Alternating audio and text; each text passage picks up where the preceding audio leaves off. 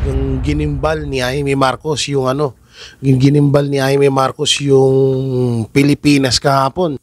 Aba, kung magkataon, magandang-gandang magandang-gandang labanan.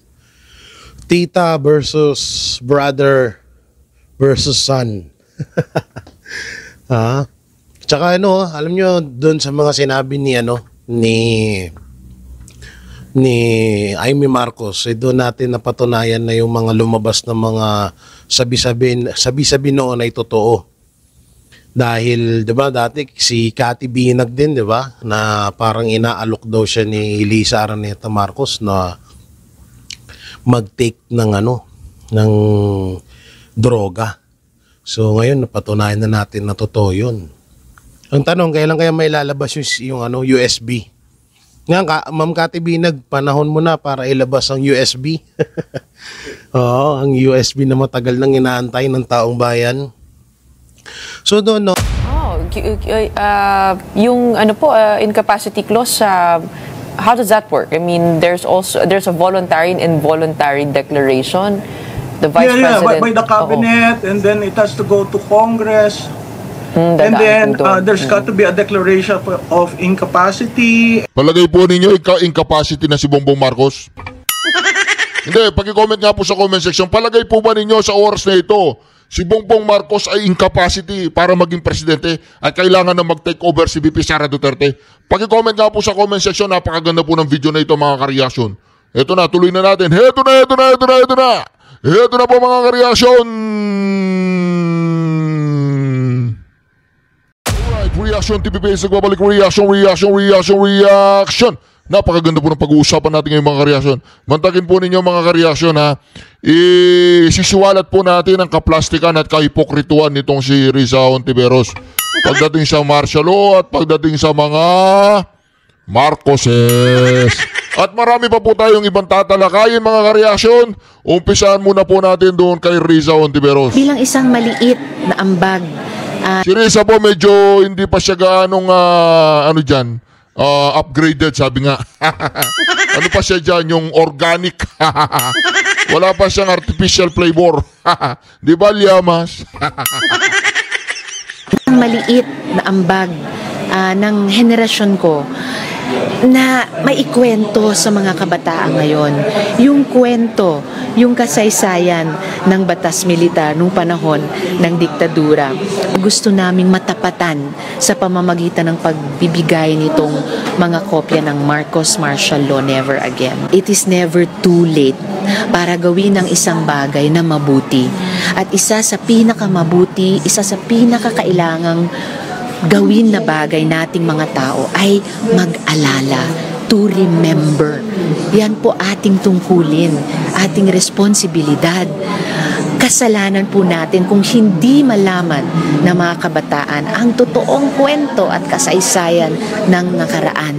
Kapag nagkulang ang henerasyon namin sa ganitong tungkulin, magiging kasalanan din namin ang kasalanan ng paglimot ng susunod na henerasyon. Para kahit hindi nila naranasan ito, wala silang posibleng alaala nito, marinig nila ang kwento ng mga kababayan natin, ng maraming kabataan din katulad nila, at malaman nila ang mga leksyon ng panahong iyon para sila bilang susunod na salinlahi, magabayan nila yung ating bansa na huwag nang ulitin yung mga pagkakamaling iyon. Huwag nang ulitin yung mga pagkukulang. Kaya maging totoo yung pamagat ng aklat na Martial Law Never Again. Lahat po ng mga public senior high school sa Pilipinas na maabot namin sa loob ng 6 na taon. Yung karamihan ng martial law babies, henerasyon ko, ay napaka-vivid ng alaala ng batas militar. Kasi yun yung panahon na naging aktivista kami. Tulad ko, teenager nasa high school, naging aktivista panahon ng diktadura. At gustong-gusto namin hanggang sa ngayon, ikwento sa mga mas bata sa amin yung aming mga karanasan, alaala, at leksyon.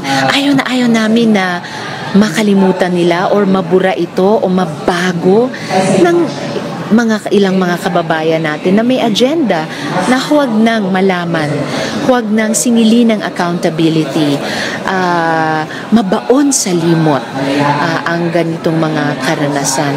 Yung disillusionment or yung parang isang false nostalgia na napakagaling ng batas militar noon, napakaganda ng diktadura, ibalik natin iyan.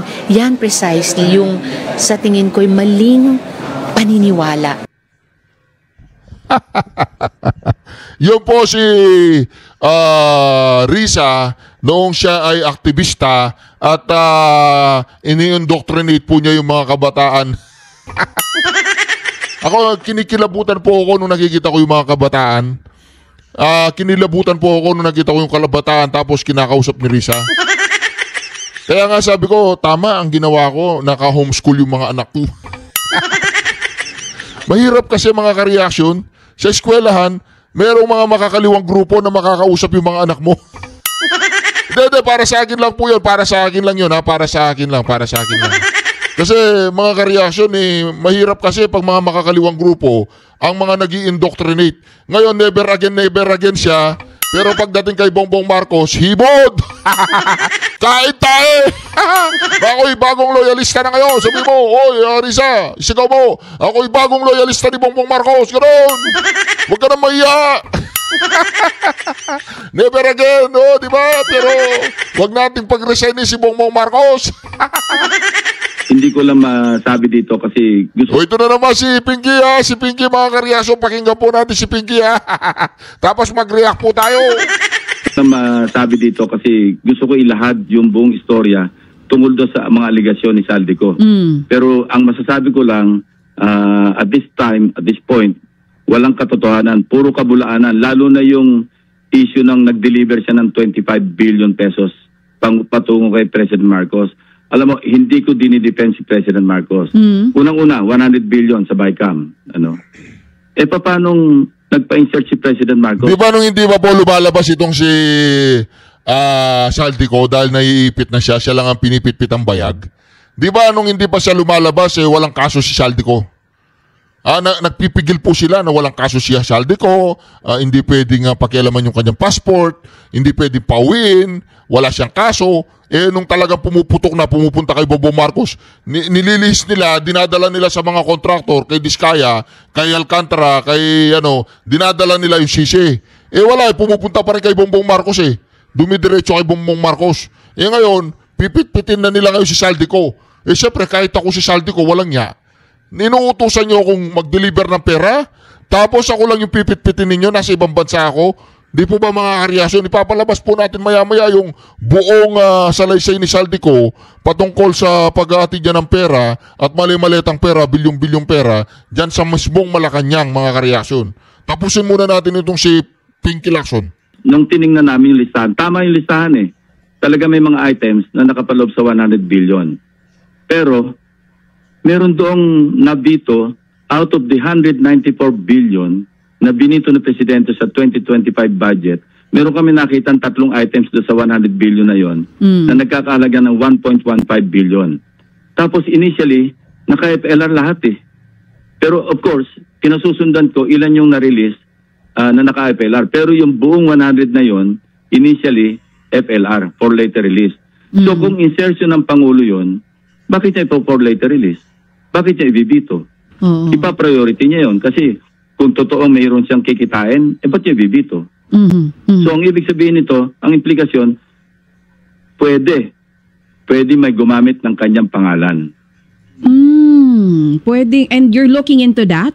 Tama po, Senator, nandun ako. No, meron akong datos niyan, but, I prefer na isama ko ito kasi related naman ito sa aking interpellation mamaya. Yes po. Tukol sa mga policy issues kasi general principles kami ngayon Doon ko na lang ito ilalahad sa plenaryo mamaya. Mamaya po ito, Senator Ping. Lahat po ng mga sinasabi ninyo. Yung sagot ninyo. First in line.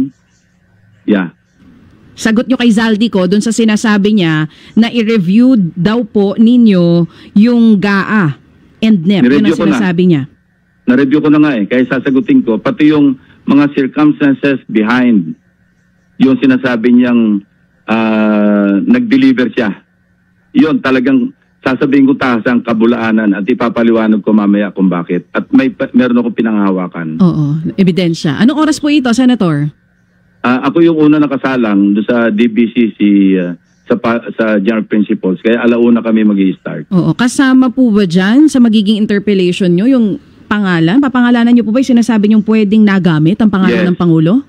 Correct. Sasabihin nyo po yan mamaya? Correct. Hindi pa po pwede ngayon. Bawal pa namin malaman ito, Senator. Oo. Hindi, mamaya na lang kasi kasama to sa ano ko eh.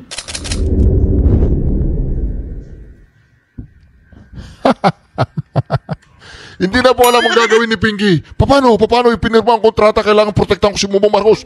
Anong gagawin natin? Hindi. Sinungaling si Saldico, sinungaling. Basta sinungaling si Saldico. Hindi totoo sinasabi ni Saldico. Mali. Nagkakandaw gagana po itong si Pinky Lacson. Maawa ka naman, bibigyan kay Pinky Lacson. Bumaba ka na dyan, mag-resign ka na. What about po yung mga political landscape po na sa 2028, magkakaroon pa ba ng realignment? Ano po yung inaasahan natin na mangyayari pa pagkatapos po ng mga kaganapang ito? Well, una sa lahat, hindi naman bago na may nagre-resign. Palagi namang may naaalis. Parang pag-ibig yan, may umaalis, may dumarating. Ganyan naman talaga ang pamamahala. Diba? So wala tayong magagawa. Ngayon, ang tanong lang kasi dito, saan ito hahantong? Sabi ko nga kasi, nung nagdesisyon ang Pangulo na buksan ng investigasyon na ito, ako mismo dati pa noon, nung ini-interview ako, palagi kong sinasabi na malalim ang issue na ito, maraming mga pangalang madadamay at magkakaroon ng ganitong klaseng controversial pag-uusap.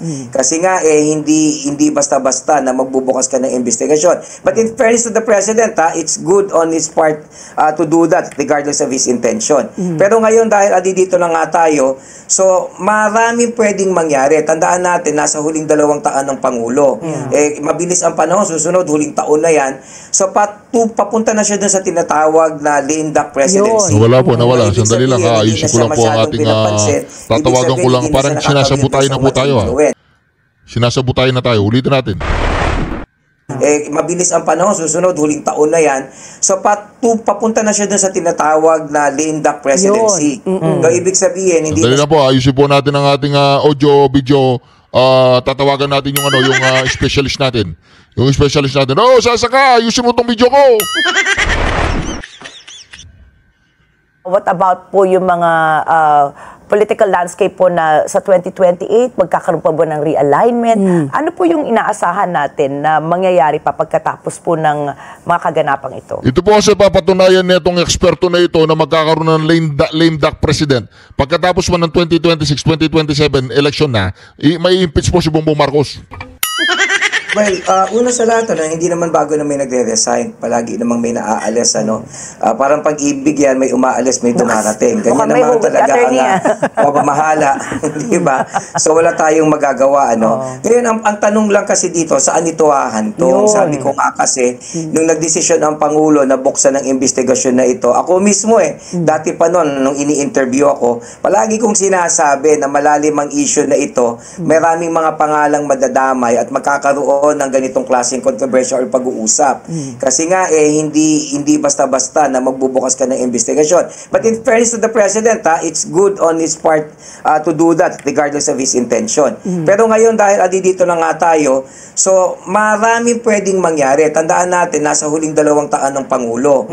Mabilis ang panahon, susunod huling taon na yan. So papunta na siya dun sa tinatawag na medyo nawawala na naman po.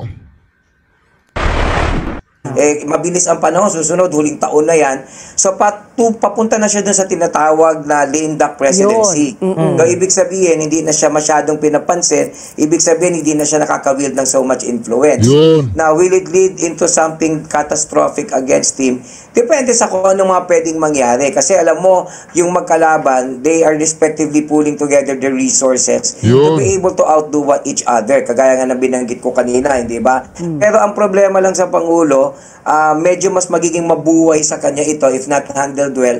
Precisely because, as I said, he is on his way to that phase of his presidency na halos posible na wala na siya. He could no longer pull punches at yung loyalty sa kanya ng Kongreso, halimbawa, ay pwedeng mawala. Ang daming allegations sa kanya, one after the other, that could even amount to what we call betrayal of public trust. I would not be surprised kung pwede rin siyang i-impeach, of course, if the opposition would have the numbers. Ngayon, ang tanong, attorney, may bilang ba, halimbawa, ang kampo nila sa Sara Duterte, considering na ang Kongreso kakampi ng Pangulo?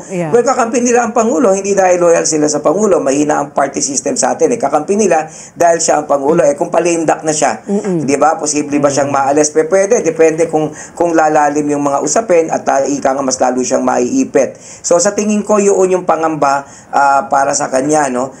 Kasi ang Pilipino naman, very reactive naman tayo.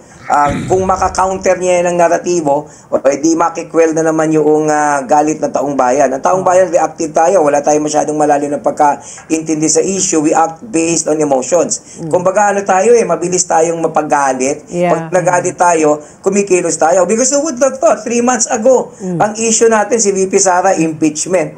Ngayon, sa totoo lang, siya nga ang nakinabang sa lahat ng ito kasi napalitan na ng issue. You talk about, you bring up the issue now, nobody will pay any attention to you. So, ibig ko sabihin, ang gagawin ng Pangulo rito ay i-handle at i-manage siya itong maigi kasi alam niya na unang-una, kapag humupa naman ang galit ng taong bayan, nakakalimutan niya, ano? So, depende kung paano niya magagawa ito. But in fairness to the President, one thing good about him, marunong siyang humarap at sumagot. Hindi siya nagsasalita na magagalit ka. So, kahit naiinis ka na sa kanya, pag in-interview siya, mahinahon pa rin siya. Hindi siya nakaka-trigger. And that would actually help him. Attorney Ed, you mentioned nga na the possibility of the President being impeached. How about the possibility of another martial law? Kasi marami nagsasabi, ito na, papunta na tayo dyan dahil nga parang the President is he was pushed back against the wall na, wala na siyang, parang wala na siyang saan pa siya pupunta, talagang Pandora's box nga. So, yung posibilidad na magkaroon na naman tayo ng martial law, nakikita mo ba, or in this day and age, hindi na talaga papayag ang mga Pilipino na masailalim ulit sa martial law? Well, globally, yung existing political paradigm would suggest that martial law is no longer tenable at this time. Kasi alam mo, yung martial law na uso yan, nung mga dekada si Senta, si Tenta, hindi ba ako napansin mo, halos lahat na may diktadorya. Hindi lang naman yung si Pangulong Marcos ang may martial law at diktador. Diktador din si Suharto. Diba, diktador din si Lee Kuan Yew. Sa Latin American countries, characterize sila ng pagiging banana republic. Kumbaga, nagbago na yung ating perspektibo. Kumbaga, ang naiwan na lang yung African nations. Pero, ang paliwanag doon, malalim doon kasi may ethnic cleansing doon, na malalim yung kanilang pinaguhugutan. Pero dito sa Pilipinas, sa tingin ko, hindi na ripe for it yan sapagkat hindi na yan katanggap-tanggap sa atin. And besides, hindi lang dahil sa hindi katanggap-tanggap, it is something that we've already done away with and something that we no longer entertain. Sa tingin ko, it wouldn't work if ever the President would actually do that. Yun.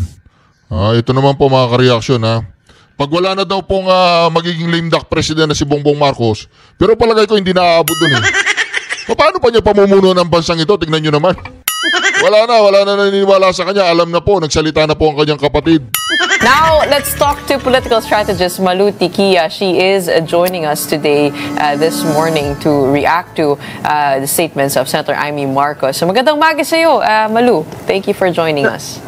Magandang umaga, Gretchen. Magandang umaga sa iyong mga nakikinig at nanonood.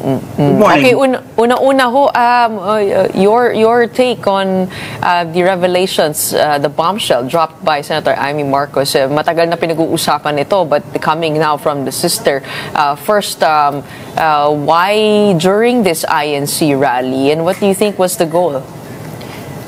Well, clearly, Senator Amy showed that it is very important to help prevent any eventualities in whatever is happening.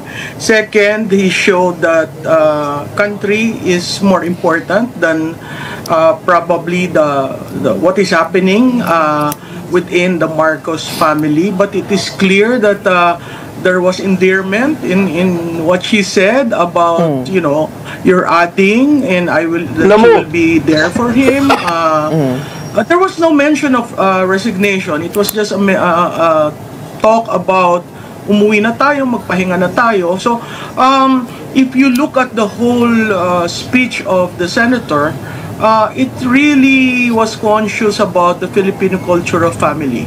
But it was a pained act, as you saw her in her delivery, and after that she was shaking. She was, you know, as she said, I was unburdened, but you know, mahal ko kapatid ko. So I guess the agony there's so many things going on social media, you know, that you know, how come she never talked about it, that she knows about it when she negotiated with the unit team for 2022. But you know, these are all hindsights, but right now what we have is a sister, the eldest, at she actually contextualized it as dati ang tatay ko nandito, ang tatay natin nandito para alagaan tayo, ngayon ako yung panganay. So there's so many things that she mentioned, taking into careful consideration about family. Because she is addressing a bigger audience, which is not only the INC, but those outside. And really, all of us were shocked. I was with another leader during the meeting, and we watched her on TV, and all of us were like, wow. That was the initial reaction, and when we were able to get over the speech, it was like there was total silence in the room. And I respect her. It's a very courageous act. But let's see. Probably she wanted to stop whatever is being planned by both sides.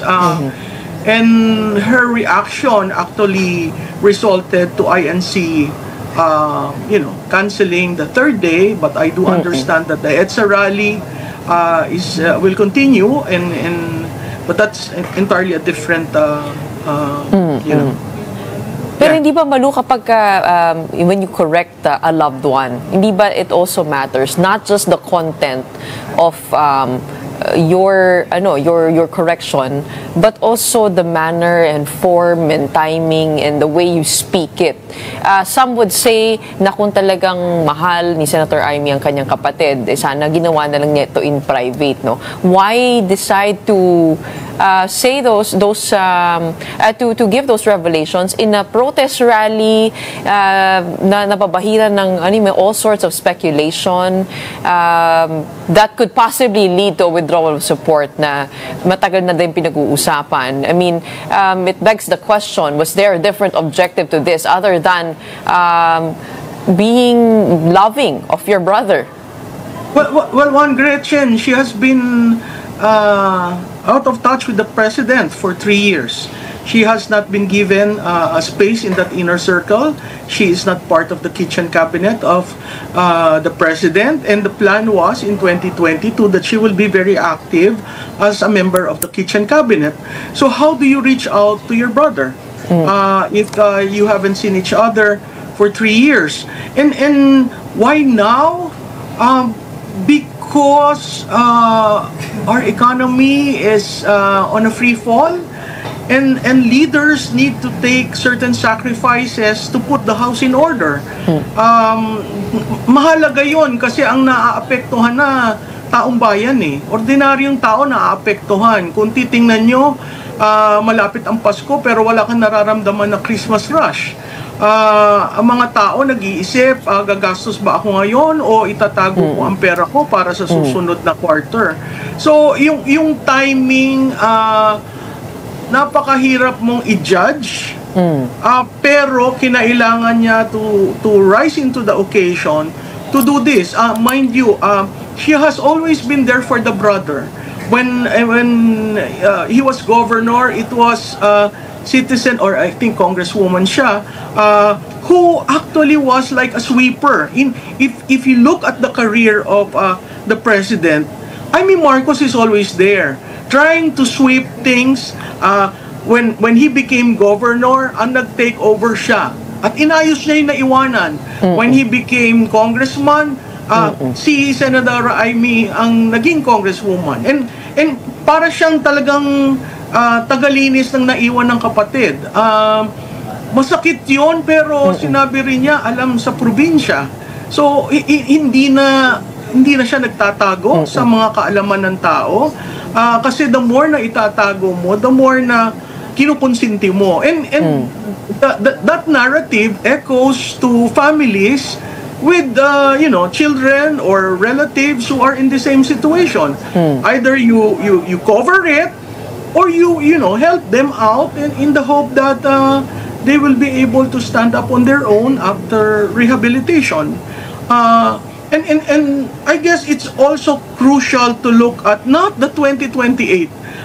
Certainly, Senator Marcos wasn't focused on the 2028, because if she was, this should have stopped. She should not go to the stage if she was thinking of 2028. Wala sa usapan ngayon ang 2028. Ang nasa usapan ay anong gagawin natin sa nahuhuling 3 taon. Tayo ba ay ganito lamang na just floating, or are we going to seize the opportunity and rebuild? Naiiwan na tayo. Vietnam and Cambodia are up there. And the Philippines is down, and we're cheering the ASEAN next year. Pero, Malu, if you take a look at the whole situation, how does this exact revelation about the president's use of illegal drugs solve the economic freefall of the country? Sabi nga ni Claire Castro, na nakausap niyo nung isang araw, ang reaction niya dito, do not destroy your brother. This is not the issue now. Since you cannot find a corruption issue involving the president, you are diverting the issue. What a shame, Senator Amy. What a shame. Again, sa BFF ko, hindi yan diversion. Isang pained realization na kailangan kong sabihin, kailangan kong tulungan ang bansa, at kung ito yung paraan niya ng pagtulong, gagawin niya. So, clearly, she has crossed her Rubicon. That has been there for when they were kids, and when she became senator, in fact, even in the 2025 election, ang usapan na, magsalita ka na, sabihin mo na. Pero until that very last moment, she held on, hoping na maaayos yung pamilya. Yung ibang komentaryo kasi, why are you washing, dirty linens in the public? But there comes a point in time where the talk has to stop. The whispers need to be attended to, because it is important for her that the health of the brother is taken care of, and the health of the nation. So that is a very hard act to follow, and maraming nagsabi sa kanya, nag-advise sa kanya, but at the end, she made that decision, and whether she'll be crucified or praised or what, she has done a nation a great service. But right after that, the INC wrapped up its supposedly 3-day protest. What do you think happened there? And do you think this effectively also extinguishes rumors of an impending coup or a withdrawal of support? I think the decision of INC to cut short their 3-day rally is recognition of what Senator Amy did. As you very well know, that rally isn't about resignation. That rally wasn't about establishing a junta, etc., etc. It's essentially for transparency and accountability. And if you look at the speeches, they were calling for opening the process, making accountable, getting these people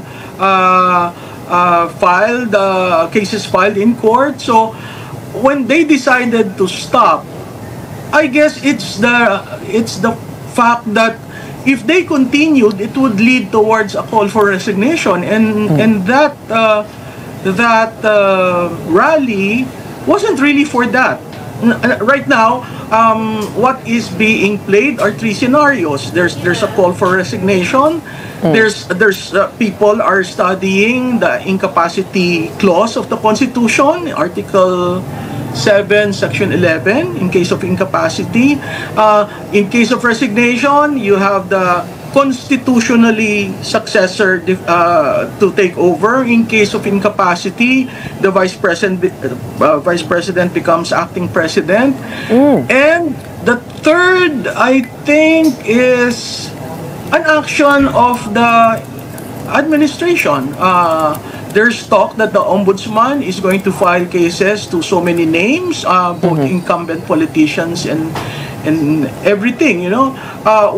When Yusek Claire Castro said that it was a diversion, it was not. It was essentially saving the brother and saving the republic. The vice president takes over as acting. If two-thirds, as acting. If two-thirds from the House and the Senate vote on the incapacity of the president. Yes. Okay. It's curious provision of the Constitution. We'll look into that. There are scenarios being played last night, this dawn, this morning. So you know, the legal eagles would be able to probably tell you the differences of those options. But you know, the other problem really is the administration has to be forthright with the accusations being made by Congressman Ko. Waiving it as hindi yan totoo is not answering. You know, you have to be direct, because very direct. Whether that has probative value is something else. Diba? So these things need to be answered publicly if you are to arrest the continuous decline of trust of the president. Just waiving what Yusek Claire Castro often does is a wrong way of addressing the issues. And that is from Maluti Kia on this morning of November 8th. No. Incapacitated. Kayo po ang mag-decide mga kareaksyon. Maraming salamat muli sa pagsama ninyo sa ating pagandang reaksyon video nito. Huwag po ninyong kalimutan mag-subscribe, like at i-share ang bawat video natin. Shukran. God bless you all. Duterte! Duterte! Duterte! Duterte! Duterte! So yon mga Banateros, yan, Jay Guevara TV nga po pala, isa sa mga Banateros Brothers. At ngayon, matagal-tagal tayo hindi tayo nakapag-vlog, nakapag-reaction, kaya ngayon pag-usapan ho natin itong nangyayaring hamunan ni Amy Marcos at ni Sandro Marcos. Pinapalabas ata ng mga aso or mga alagad ni Marcos na itong si Amy po daw ay ampon. Naku po. Akala ko dati ang ampon si Marcos kasi pinoprotektahan niya yung mga makakaliwa. Akala ko anak siya ni Joma Sison. Yung pala si Amy Marcos pala daw yung ampon. So yun nga, ang hamon ni Amy Marcos magpapa-DNA test siya, magpa-hair follicle test muna itong mag-ama. Itong si Sandro Marcos at si Bongbong Marcos. Pasensya na. Ay. Inuubo tayo. Ito yung masaklap dito, yung ubo-ubo eh. So grabe talaga yung mga nangyari kagabi, no? Talagang ginimbal ni Amy Marcos yung ginimbal ni Amy Marcos yung Pilipinas kahapon. Aba, kung magkataon, maganda-gandang labanan. Tita versus brother versus son. Tsaka alam nyo, doon sa mga sinabi ni Amy Marcos, doon natin napatunayan na yung mga lumabas na mga sabi-sabi noon ay totoo. Dahil 'di ba dati si Cathy Binag din, 'di ba, na parang inaalok daw siya ni Lisa Araneta Marcos na mag-take ng droga. So ngayon napatunayan na natin na totoo yun. Ang tanong, kailan kaya may lalabas yung USB? Nga, Ma'am Cathy Binag, panahon mo na para ilabas ang USB. Oo, ang USB na matagal nang inaantay ng taong bayan. So doon, no, alam nyo, nakakatawa lang ngayon dahil katulad lang nila Larry Gadon at ni attorney, dapat tanggalin ni attorney sa pangalan niya, Anticler na lang. Ni Anticler, kasi alam mo yun, parang gusto nilang palabasin sa taong bayan na sila yung paniwalaan kasi sila yung hindi kadugo. At yung kadugo ni Marcos na nagsasabing adik nga, etong si Marcos Jr., parang siya pa yung ayaw paniwalaan. Yun yung gustong palabasin ni Larry Gadon at ni Anticler. Sabi nga namin, diba, marami nga nagsasabi na kakapatid. Kasi ang kapatid talaga, yan talagang pinaka number 1 na masasabi mong totoo yung sinasabi kasi yan talaga yung nakakasama Simulat sa poll, nakakasama ni Amy Marcos, tsaka alam niya talaga yung tunay na kwento. Pero yun nga, medyo pinatagal-tagal pa, pero napakaganda rin nung timing na yun kasi sa harap ng libo-libong tao at buong Pilipinas, mga Pilipino ang nakarinig na etong si Marcos Jr. ay isang adik. Ngayon, kung sakali man na magpa-hair follicle test etong si Marcos Jr. at Sandro Marcos, dapat live. Oo, hindi yung parang magpapa-hair follicle test tapos biglang may lalabas na resulta. Sa panahon ko ngayon, di na tayo dapat basta-bastang maniwala sa ganun. Kasi naman na natin yung kung gaano tayo paikot-ikutin ng administrasyong Marcos. So yun nga talagang dinudurog nila si Amy Marcos ngayon at naglabasan, gamit na gamit yung mga vlogger, pati yung mga pages na binabayaran para siraan ng mga hindi sumusuporta kay Marcos Jr. Todo paninira ngayon kay Amy Marcos. Tsaka yung sinasabi ni Larry Gadon na sinisira daw ni Amy Marcos yung apelidong Marcos. Una-una, bukod sa sira na talaga yun, matagal nang sira yung yung pangalan yun. At yung ginawa nga ni Amy sa tutusin, parang sinalba niya pa yung apelidong Marcos sa ginawa niyang yun.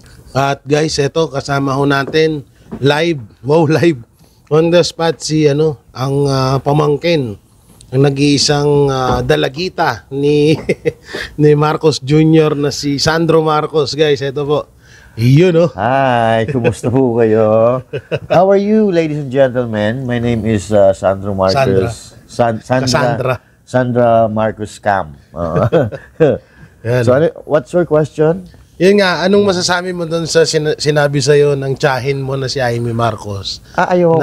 Na ampun ka lang. Well, it doesn't matter if I am ampon. So long as we grew up together, I know everything what happened to him. Okay? He is, alam mo na yun. Doon na tayo sa tunay na vlog.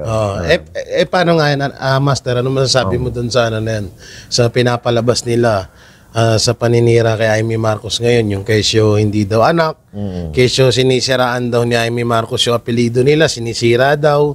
At ito lang daw ay parang isang propaganda lang daw ni Amy Marcos para sa kanya mapunta yung supporters ng mga Marcoses. Unang-una, wala naman dapat sirain Sa history pala ng Pilipinas, sira na. At sila na mismo, si Pangulong Bongbong Marcos na mismo nagsabi na they took everything from us. Lahat na yun, siguro kayamanan, yung pride, pangalan, kahihiyan, lahat, credibility. So everything nga sabi ni Pangulong Bongbong Marcos Jr. And it doesn't matter. Ngayon kasi sabi mo, dinidiscredit yung mga sinabi ni Senator Amy Marcos, di ba?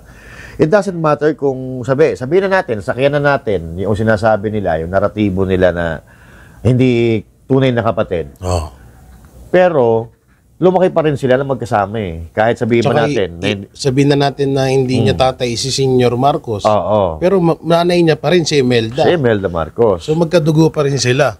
Oo. At ang punto dito, magkasama silang lumaki. Diba? Kaya nga nagkaroon sila ng pelikula eh. Na inikinukwento doon kung ano naging sa karakter ni Marcos Jr., karakter ni Amy Marcos Jr., at marami tayong natuklasan doon na mga characteristics ni Pangulong Bongbong Marcos na nagre-reflect ngayon, at tulad lang halimbawa ng tamad. Tamad, di ba? Ngayon Nandun din yun sa movie. Oo. Na walang alam, ganun. Oo. Nagre-reflect ngayon. At tama yung sinabi ni Sandro sinabi ni Amy Marcos, yung sagot niya kay Sandro, na ano ba sabi ni Sandro? Parang hindi ugaling kapatid. No? Hindi ugali ng mga dugo nila. Ganun. Hindi magandang pag-uugali ng isang kapatid yung ginawa ni Senator Amy. Ako may kakilala ako na may kilala din sa lipunan. No? Kilala din sa lipunan na may kamag-anak siya na nalulong sa droga. Hindi siya nahiya na iparehab. Kasi yun naman lang talaga nararapat. Ipinarehab, so ibig sabihin, hindi yun pamamahiya sa kanilang pamilya, hindi yun pag-discredit sa kanilang pamilya, kundi para maisaayos yung isang kapamilya. Tama. Kung pagbabasya natin yung sinabi ni Senator Amy, gusto niyang mapabuti ang kanyang kapatid. Kaya nga sabi, parang magpagamot, di ba? Kaya nga doon sa speech ni ni Senator Amy Marcos, parang hinihikayat niya si Marcos Jr. na tama na. Yan. Magpahinga ka na, magbago ka na. Kasi talagang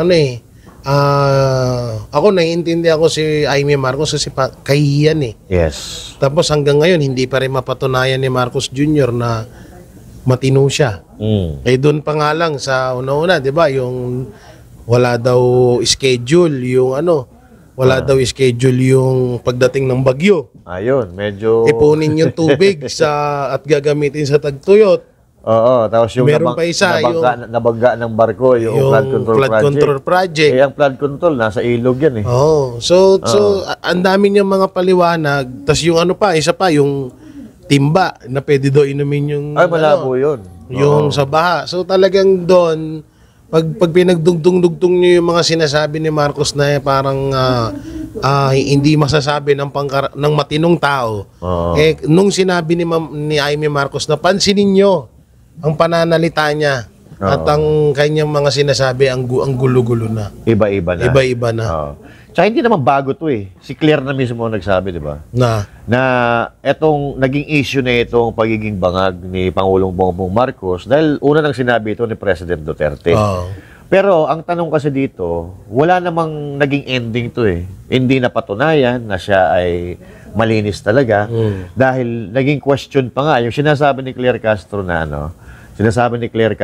na negative si Pangulong Bongbong Marcos, yung resulta galing sa St. Luke's. Questionable pa yon kasi halos 2 minutes lang yung pagitan from the time na yun ay prenases hanggang sa matapos makuha yung resulta. Walang ganun. Hindi ganun kabilis ang pagkuha ng drug test eh. Tsaka kapag tayo, alam ko, 1 linggo ata eh. 1 linggo bago balikan or 3 days eh yun. Ilang minuto lang. Hindi, sabihin na natin na ang pag-process talaga sabihin na natin 20 minutes. Yun, 20 minutes. Kasi presidente naman siya, pwede sabihin na pabilisin mabilisin. Pero abot yan, hindi, mga 30, siguro mga 20 to 30 minutes kasi siyempre kukunan ka pa ng dugo. Hindi naman pa pwede na pagpunta mo doon, may dugo ka ng dala-dala. Kukunan ka ng dugo. Siyempre, lalagyan pa nga yan ng alcohol and all that, tapos tutusukan, nilalagay sa plate, tapos i-check sa microscope. So, yung palang kakain ng oras yun eh. Pero yung 2 minutes, mahirap pa naman. Malabo yun. Yung naman, yung mga sinasabi ni Ante Claire ngayon, paano niya lulusutan to?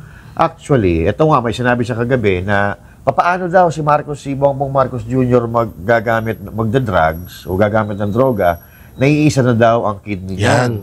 Sabi niya, dinonate daw, dinonate daw sa tatay niya, pinagmamalaki niya na ganyan kamahal ni Pangulong Bongbong Marcos sa kanyang ama, dinonate niya yung isang kidney niya sa tatay niya, kaya hindi siya pwede magdroga. And only to find out na ang dalawang kidney pala na i-transfer doon kay Daddy Ferdy Si Marcos Sr. Kay Marcos Sr. ay galing sa kanyang sundalo, yung aide niya, at galing sa anak ng masahista niya. Oh, so hindi pala galing kay Bonget. So ano ngayon yan? Ipinost na yan, nilabas na. Oo, sunog na naman si Auntie Claire. So checkmate na naman si Auntie Claire. So panibagong ano na naman. Tsaka ito, tanong partner ba't parang pinalalabas niya, mas may alam pa siya sa kapatid? Yun na nga eh. Doon nga, yun nga yung katawa-tawa na nangyayari ngayon. Kaya katulad niyan si Larry Gadon, si Auntie Claire, na mas may alam pa kayo sa kapatid. Yung kapatid na yan, sabihin na natin, kahit nga sabihin na natin hindi magkapatid ng buo, etong si Marcos Jr. at Amy, simulat sa pool, magkasama na nga yung mga yan. Yes. Simulat sa pool, magkakasama na yan sa isang bubong, at alam bakit ikaw, Auntie Claire, wala kang kapatid? Na para hindi mo malaman kung ano yung ginagawa. Yes. Siyempre, malalaman yan. At ang punto dito, bakit namin kayo papaniwalaan na hindi naman kayo kadugo ni Marcos? Tsaka yung kay Gadon, ano? Tsaka yung kay Larry Gadon. Kawawa naman si Larry Gadon, no? Na-disbar na ng 2 beses, matatanggal pa sa gobyerno. Yan ang naiintindihan ko kasi, siyempre, kahit naman ako ang sarap na buhay ko ngayon. Sumusweldo ako dahil ako ay isang secretary ng gobyerno. Hindi kaya nakatanggap din yun ng isang maletang ano? Hindi natin alam. Sa tono ng pananalita niya, galit na galit siya. Mukhang nakikinabang. Kaya nga si Auntie Claire ngayon, ang tawag na kay Auntie Claire, hindi na si Yusek Claire Castro. Second lady na. Siya na si second lady. Kasi di ba may first, si First Lady Lisa Araneta Matos. Tapos may siya na yung second. Kasi parang hindi jowa no? Parang jowa na ni Marcos Jr. siya si Claire kung ipagtanggol parang mas matindi pa siya yung kilos niya mas matindi pa doon sa tunay na asawa. Holy pubit kaya ganun na yung nangyayari. Siyempre sabi nga ni di ba? Sabi ni Amy Marcos, ang mga nagdodroga wala na rin niya sa katinuan. Malay natin may itsura naman kahit paano si Auntie Claire. Oo, may asim. May asim pa, di ba? Kahit amoy baktol lang. Pero yun nga, yan yung isa sa kinakatakahan ng taong bayan na grabe dalawa lang ang katanungan nila magkano bayad sa'yo at kung may relasyon na ba kay ni Marcos. Yun. Kasi hindi mo rin masisisi yung mga tao Kasi sa kinikilos niya, yung iba, yung matatalino. Sa bagay, spokesperson naman kasi talaga siya ni pero hindi ganun. Jr. Ang dami naman naging spokesperson, Attorney Salpanelo, Attorney Harry Roque. Iba pa, ang daming mga ganun. Pero issue-based lang pinag-uusapan. Nakatuon lang siya sa issue. At ito kasi, personal na buhay na pinag-uusapan na dapat, ang personal na buhay, abogado ni Pangulong Bongbong Marcos ang mag-ano. Baka, di ba, attorney din siya. Baka siya na rin yung pumalit kay Garcia. Dami niyang trabaho sa palengke. Hindi, alam mo, Auntie Claire, naaawa na rin kami sa'yo. Pero huwag kang mag-alala. Kahit anong sabihin mo, hindi kami makikinig sa'yo. Makikinig tayo, pero hindi tayo maniniwala. Hindi kami maniniwala sa'yo. Ang sarap na pakinggan paano yan? Katulad yan, hair follicle test. So ako, naniniwala ako matatapos lang lahat to kapag kumasa si Marcos Jr. sa hair follicle test ng live. Yes. Sabi ko nga, di ba, lagi natin sinasabi to, bakit napakasimple pag magpapa-hair follicle test ka? Unang-una, mapapahiya mo si BP Sara Duterte, hindi nagsasabi. Si Pangulong Duterte, mapapahiya mo. Mapapahiya pati tayo ng mga supporters ng Duterte. Mapapahiya tayo. Negative kami. Ano ngayon? So, ibig sabihin, mawawala ng credibility yung mga sinasabi natin at tayo mismo mawawala ng credibility. At pati rin, yung mga lahat ng tao na nagsasabi na siya ay bangag, mawawala ng kredibilidad. So, ibig sabihin, wala nang maniniwala sa amin. Kasi nagsinungaling kami. Kaya lang, until na mapakitaan nyo kami ng proof, ebidensya ng hair follicle test na negative, pero dapat, from start to finish, naka-live. Hindi pwede yung biglang ite-turn over at papakita ni Auntie Claire na na negative resulta ng hair follicle test. Hindi po pwede yun. Baka sabihin niya kasi may mga nababalitaan ako na gagayahin daw yung katulad nung ginawa ni Pulong na hindi naman daw live. Yung diba inantay lang yung resulta. Pero yung naka-video. Hindi naman kasi issue kay Pulong eh. Si Pulong, wala namang nagre-request kay Pulong na magpa-hair follicle test. Kusang loob niya yun. Kusang loob siya. Sa kanya kasi, duda yung tao. At saka presidente siya, si Pulong. Kung mag-request yung mga taga-distrito niya, na hair follicle test ka ulit, na kailangan naka-video. So, mula nang kinukuha yung buhok mo hanggang sa tinitest, hanggang sa makuha yung resulta. Wala namang ganun eh. Ang issue kasi na kay Pangulong Bongbong Marcos. Tsaka hindi lang kay President Marcos. Pati kay Elisa tsaka kay Sandro. Pati yung mga si Sap. Yung lang na mayo. Pero si Tony Boy. Yung Florendo. Daming pinangalanan. Jaime Marcos yun. Jaime Marcos yun. Credible talaga. Kumbaga, sa loob ng circle ng pamilya nila eh. Grabe, no? Nagulat ako kagabi. Ano kayang pakiramdam ng ganun? Na buong pamilya kayo, iisa kayo ng bisyo. Sobrang lala siguro nun, no? Happy.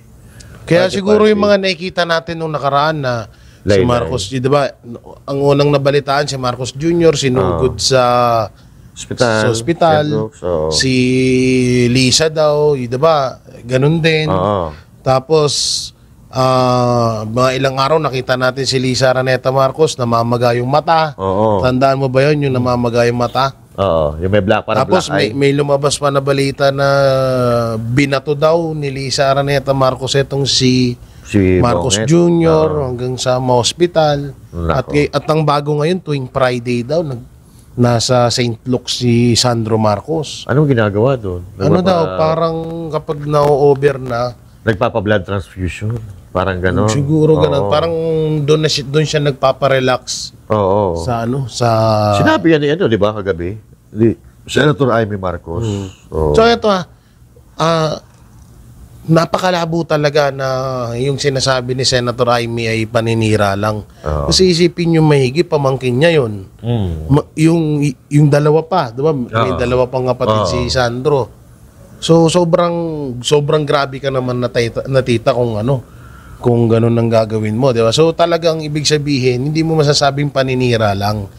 Yan talaga ay totoo. Tsaka yun nga, walang ibang magpapatotoo niyan at walang ibang pinakamalaking ebidensya kundi si Jaime lang.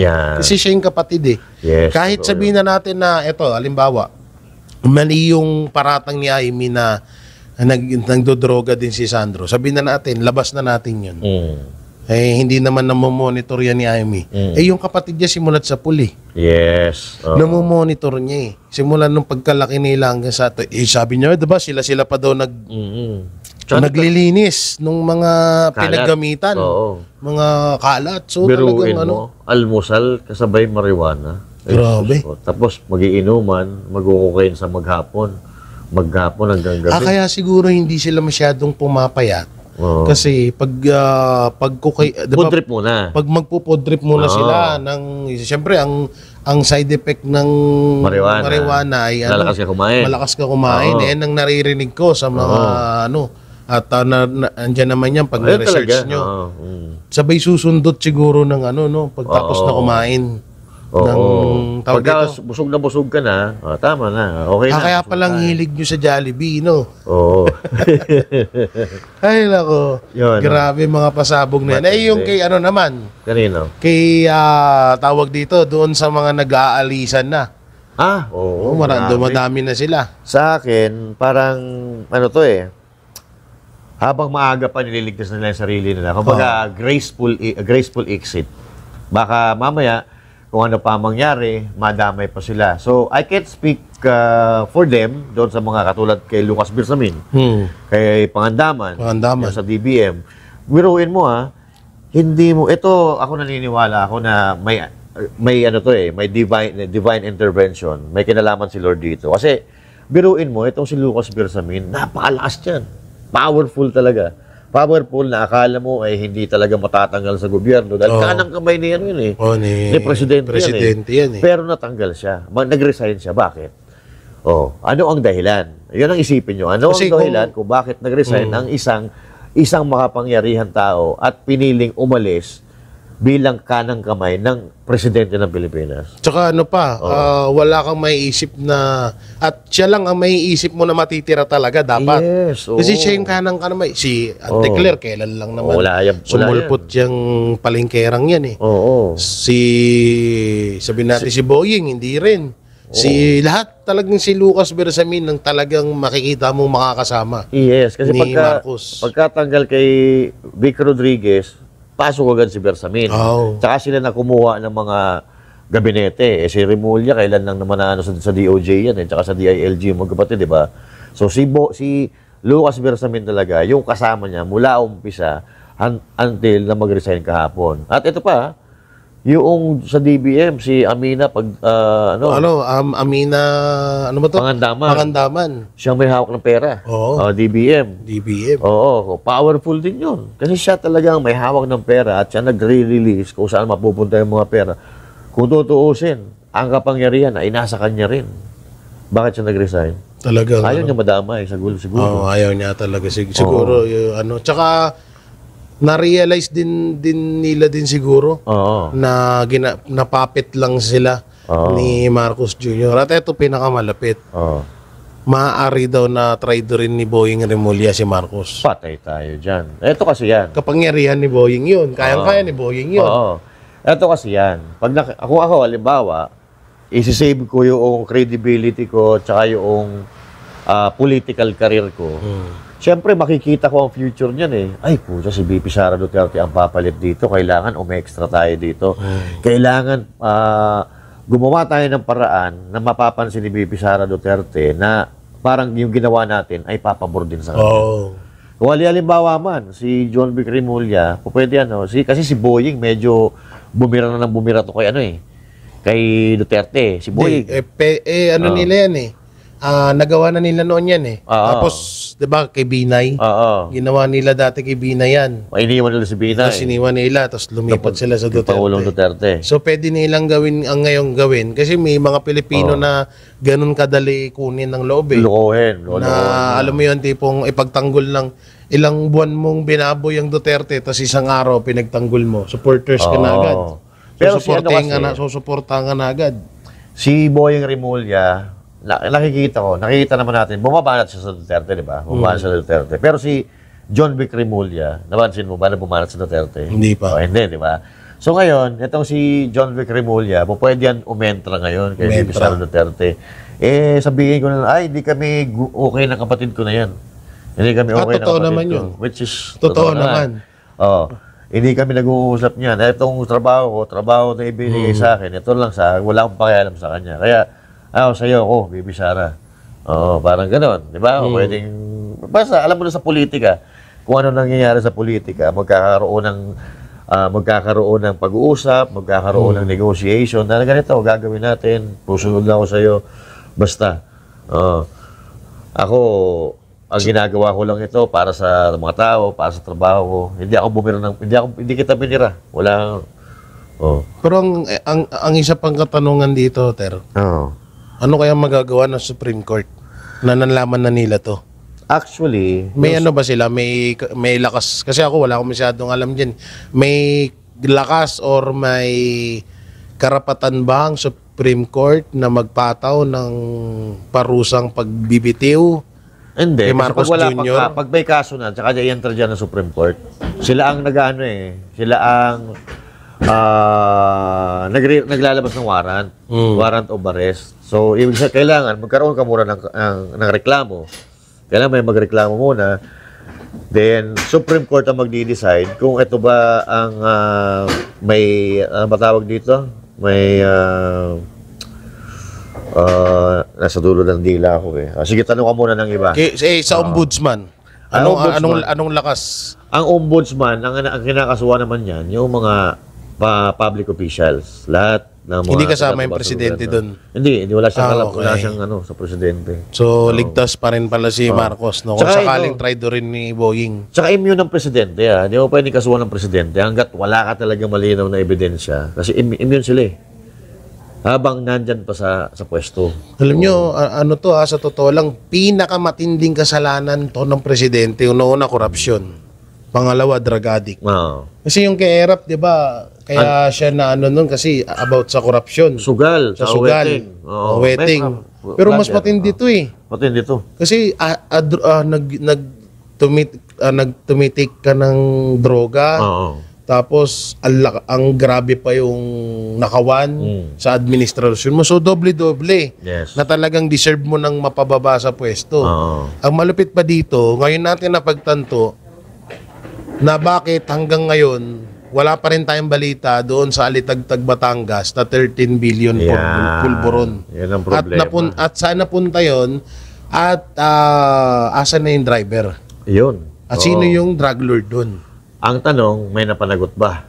Nahuli ba yung may-ari? Nahuli ba yung mastermind? Nahuli ba yung talagang yun, drug lord? Oo, wala. At doon din natin napagtanto na kaya pala walang nahuhuling mga drug lord sa Pilipinas, puro lang palutang-lutang ng mga droga. Mismong presidente pala ay gumagamit din ng droga. Doon tayo na. Yun na yung pinakapunto doon. Yun ang sagot. Yun ang sagot sa lahat ng katanungan na ngayon. Naliwanagan lahat ang taong bayan. Grabe, no? Kung pagdulugtong-dugtongin mo, alam mo na eh. Yun talaga na eh. Hindi, sa corruption, tsaka sa drug addiction, pag dudugtong-dugtongin mo, yung mga lumalabas na ebidensya, yung nangyayari, tsaka yung mannerism, yung epekto ng droga, epekto ng corruption, makikita mo lahat. Tapos ng laban. Tsaka iba yung yung talagang iwi, yung yung ganon. Kasi ako yung kay Abalos na gumaganon siya, masasabi na natin sakit na yun mannerism niya yun At sabi niya, di ba, naoperahan daw siya. Pero yung kay Marcos, hindi talaga Iba yung gano'n niya, yung gigil talaga Meron kasi, kay Abalos kasi, may mata, may kasama. May gano'n talaga may gano'n At may mga kakilala rin ako ng ganyan, yung parang nagiging mannerism na nila yan. So yun, abangan natin yung matinding ang tanong, kakasakaya si Sandro Marcos sa hamon ng tita niya. Tayo natin. Yun lang naman ang susi dyan. Pero ulitin ko wag ho tayo papayag na bigla na lang may ipalabas ang Malacanang na resulta ng hair follicle test. Huwag tayo papayag sa ganun. Kasi baka doon tayo daanin Baka sabihin nila, eto na, meron na. Magaling pa naman sila sa ganyan. Ang galing nila sa ganyan at gasino na lang bayaran yan. Sa daming perang nawawala ngayon, di ba? Kahit ako, umalis ako dito pagbalik ko dito, kaya ko mag-produce ng ng negative na drug test. Kasi ang katwiran ng palasyo, ito yung gusto nyong mangyari na merong resulta ng hair follicle test. Kaya yung papakita. Kaso, ang gusto nga natin dapat live. On the spot, live. At pati yung resulta. Buong process. Buong process ng hair follicle test dapat buo, naka-live. Hindi pa pwede yung bigla na lang papakita ni Auntie Killer dyan sa press con na negative ang hair follicle test ni Marcos Jr. Huwag tayong papayag nun. Kasi kapatid na mismo na nagsabi. Tapos, hindi mo pwedeng paninira yun. Kasi ikaw bilang kapatid, kahit sabihin pa natin, yung aso nga na ilang taon mo lang kasama umiiyak kapag nawawala. Hinahanap mo pa. Diba? Naalagaan mo. Ito pa na tao, kahit sabihin pa natin, although kapatid naman talaga yan, ang alam nga natin, si Bongbong Marcos ang hindi kapatid, di ba? Kakala ko nga, si Bongbong Marcos, anak ni Joma Season diba? Kasi kung protektahan niya yung mga NPA, wagas di ba? Pero hindi pala. At hindi rin natin sure kung totoo yung balita na kasi mahilig talaga, alam nyo naman, di ba? Ang gawain ng mga administrasyon pag hindi ka nila kakampi, talagang sisirain ka. Yun ang totoong paninira. Kaya yung sinasabi ni Larry Gadon na sinisira ni Amy Marcos yung pangalan nila, bukod sa sirana, napakalabo ng pinagsasabi mo. At ngayon, biglang naglabasan, yung mga tuta ni Marcos Jr. Kaya yan, magano lang tayo sa sa reaction ng tao, kung sino ang naniniwala. Majority wins naman kahit sa election, majority win. Tingnan nyo na lang yung mga comment, yung mga reaction ng taong bayan doon sa mga post. Pero Master, ikaw tatanungin, dapat na bang bumaba si Marcos Jr.? Para sa akin, kung talagang may problema sa drug addiction, no need na magtagal pa talaga siya dyan. Kasi nakikita naman natin yung yung resulta ng pamumuno niya na ang dami. Subconsciously, marami silang pinapatay na tao. Kasi dahil sa pagnanakaw sa gobyerno, yung mga nalulunod sa baha, hindi naman nila kagustuhan yun. Hindi, ang masama pa dito, parang iniisip pa ng mga pamilya nawalan ng mga pamilya nitong mga nalunod, kasalanan pa nila. Kasi hindi nila nailigtas yung kanilang pamilya. Which is hindi, wag pong ganun. Kung hindi nyo man nailigtas ang kamag-anak ninyo na naanod sa baha, hindi nyo kasalanan yan. Kasalanan yan noong nagpoprotekta sana sa atin na flood control project na hindi nagawa. Huwag kayo magpapaniwala doon kay Cuangco na congressman ng Pangasinan. Ay, nako. Na nagsasabing bakit daw doon nagtatayo ng bahay sa mismong flood plain. Sabi Kalukuhan yun. Kagaguhan yun, ha? Huwag niyong maniwalaan Dapat gobyerno ang nagtuturo sa mga tao kung saan kayo magtayo. O bago yan kumuha, magpatayo ng bahay, may permit yan. Tanga. Bakit nyo pinayagan? Oo. So yan, mga banateros, ako tatanungin, dapat na eh. Kasi grabe na yung nangyayari. Yung corruption pa lang, deserve niya ng matanggal sa posisyon. Paano pa yung pagiging drug addict, diba? So, doble-doble. At yung buhay ng mga kababayan natin, yun yung isa pa. So, deserve niya na talaga na na bumaba sa pwesto. At ito, sa harap namin sinabi to ni Pangulong Duterte, ayaw niya nga itong mangyari na maging presidente si VP Sara dahil bumaba or mapatalsik si Marcos sa posisyon. Pero kung kinakailangan, dapat nang gawin. So yan, hanggang dito lang yung video namin. Support nyo, Master Judea at sa lahat ng Banateros Brothers. I-upload mo naman ito ngayon? I-upload na natin. Mamaya, 4 to 6 p.m. may special coverage tayo. Abangan nyo. Yan, sa Vox Populi. Yan. Alright, bye-bye.